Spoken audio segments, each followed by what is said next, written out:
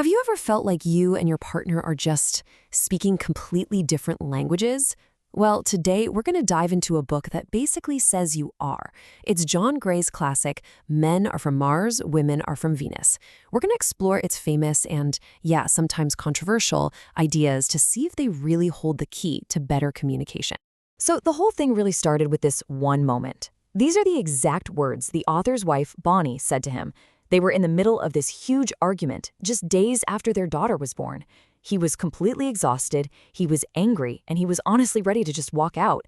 But her plea, it just stopped him cold. It was this massive turning point that showed him a fundamental misunderstanding. See, he thought she needed solutions to her problems, but what she actually needed was just simple, silent support. And that one event, that's what sparked the book's central idea. What if our biggest conflicts aren't about a lack of love at all, but because we're playing by completely different rule books? The book uses this powerful metaphor to explore this, the idea that men are from Mars and women are from Venus. So, to really get this, we've got to start with the foundational myth that frames the entire book, this tale of two very different planets. Okay, imagine this. You've got men from Mars and women from Venus. They meet, they fall head over heels in love, and they really celebrate their differences. So they decide to move to Earth together. But when they get here, the atmosphere causes this weird kind of amnesia. They completely forget that they're from different planets, and they start expecting their partners to think, feel, and act exactly like them. And that's where all the trouble begins. Now, a quick but really important disclaimer here, and the author himself makes this point. These are broad generalizations. Okay?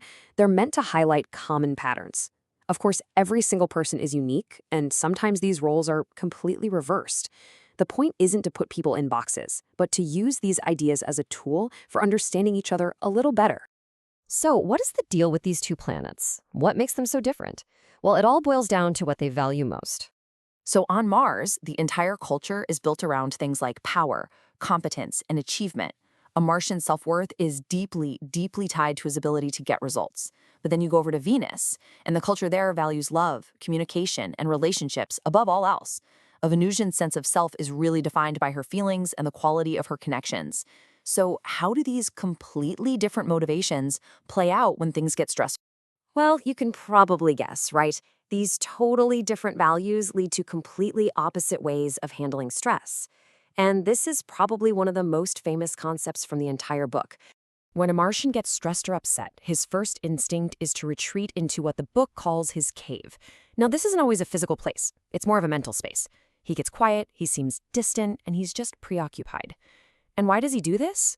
Well, because on Mars, you prove you're competent by solving your own problems. To burden someone else with your problem is kind of a sign of weakness, unless, their help is absolutely essential to fixing it. Now, for a Venusian, watching this withdrawal can feel like total rejection, right? But the book gives some really clear advice on how to support a man in his cave. The absolute key is to resist the urge to help by offering advice, because that can imply you don't think he's competent. So instead of asking about his feelings, the best thing you can do is just give him the space he needs and trust that he'll come out once he's figured out a solution on his own terms. A Venusian's approach, though, it's the polar opposite.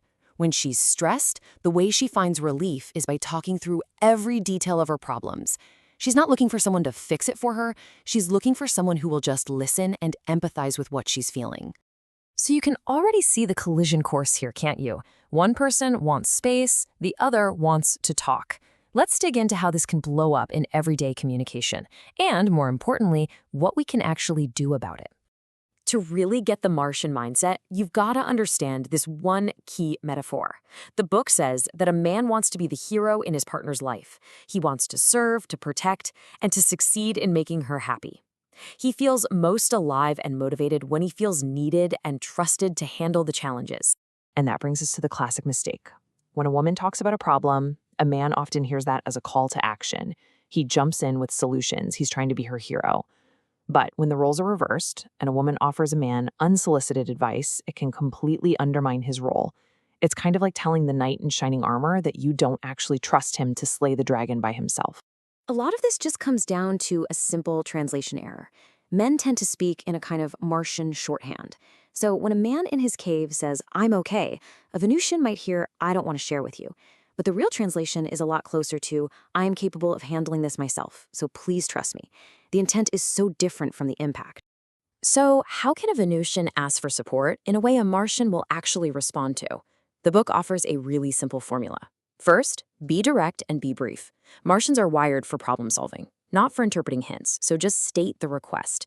And second, this part is crucial. Use phrases like would you instead of could you. See, asking could you can accidentally sound like you're questioning his ability, and that can trigger his defensiveness. Okay, so with all these massive fundamental differences, how on earth are Martians and Venusians ever supposed to find harmony? And this is really the heart of the whole book.